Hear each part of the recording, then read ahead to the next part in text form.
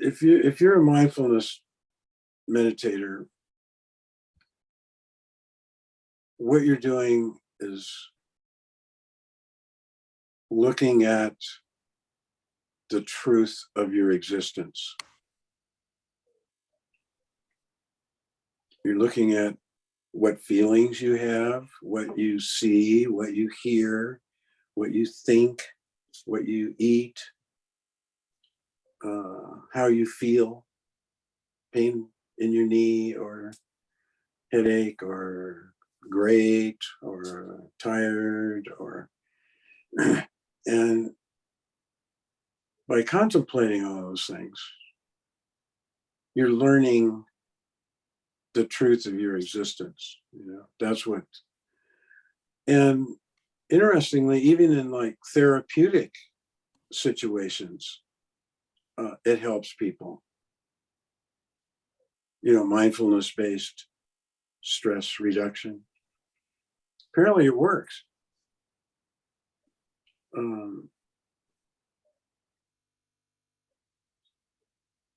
As long as you don't agree with the truth, you suffer. No, I don't want it to be that way. Why is it that way? That's not fair. It shouldn't be that way. I shouldn't feel this way. They shouldn't do that. When they did do that, and you do feel that way, and the truth is just your existence is the truth. What you're experiencing that's the truth. It's not way out there somewhere to be searched for and found in some cosmic dimension or something like that. We're living with the truth always. But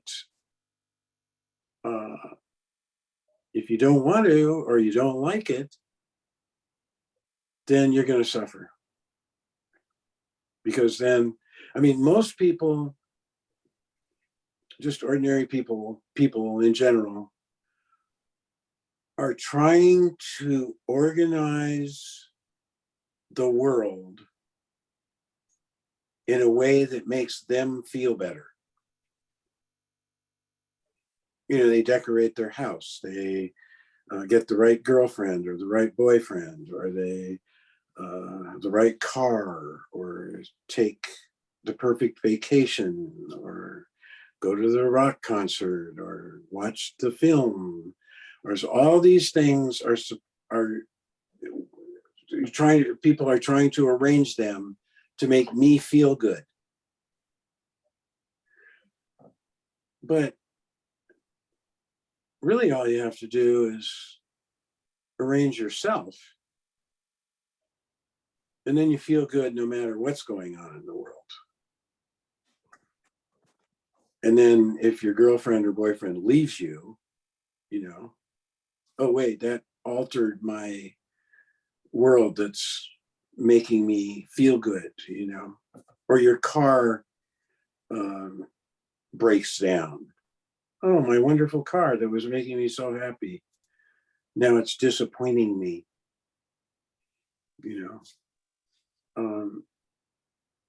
If you're happy is a condition of your mind. And you can make it happy no matter what's going on. And that's the way to go. That's what meditators are all about. That's why we practice mindfulness, is so that we're not dragged around by the conditions that we're confronted with in ourselves and in the world. The Supreme Court ruling, the Ukraine war, the heat wave,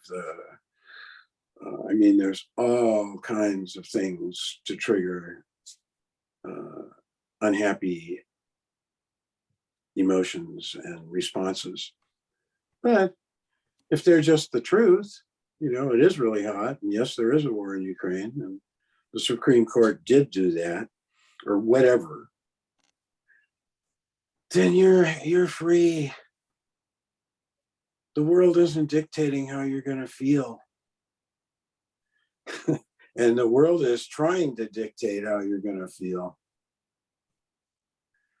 The politicians are, the government is, whatever they are, action groups, that are lobby, that are have a axe to grind with about their sexual orientation or their schools or their the books in their libraries, or, I mean, all kinds of stuff, and they're trying to trigger you. They want you to get emotionally attached and give them money and get out and march and all that kind of stuff. I'm not saying that it's bad to, get out and march for a good cause or something, but you can't let those things decide your state of mind. I mean, you can let them, but it's not a good idea to do that. It's just, it just doesn't lead to happiness. But if you're free and happy, then you can go march, or you can get a new girlfriend or a new boyfriend, or get the car fixed. Cars break. That's the nature of cars. I'll fix it. Then it'll provide me comfort with the air conditioning and take me to the store and back. It's unrealistic expectations also are painful. A friend of mine was telling me, I'm just not I don't remember where I should be, or living up to my, or something. And they're bummed about it. I should have been, and I'm like, okay, who decides what you should have been? is there the should have been department that says, oh, this person should have been or should be, and they aren't? The world does that, tells you, what you should accomplish at different ages and all that kind of stuff. But you're just you, and like even in the time of the Buddha, there were people that educated their children and gave them properties, and they were going to inherit all this stuff, and they became a monk or a nun. And it's like, what? You should have been a prince or a rich landowner, or a proud father of 3 sons, or all expectations and everything. But they thought, no, I think I'll get enlightened instead. So that's the goal, is to be happy, and maybe a little different happy than Magic Mountain happy, or pool party happy. You can be happy at a pool party, and you can go to Magic Mountain. But if you're just happy in yourself, it means you're free and calm and relaxed, and not beating yourself up, and not having unrealistic expectations of other people or other things or organizations or buildings or technology, or, I mean,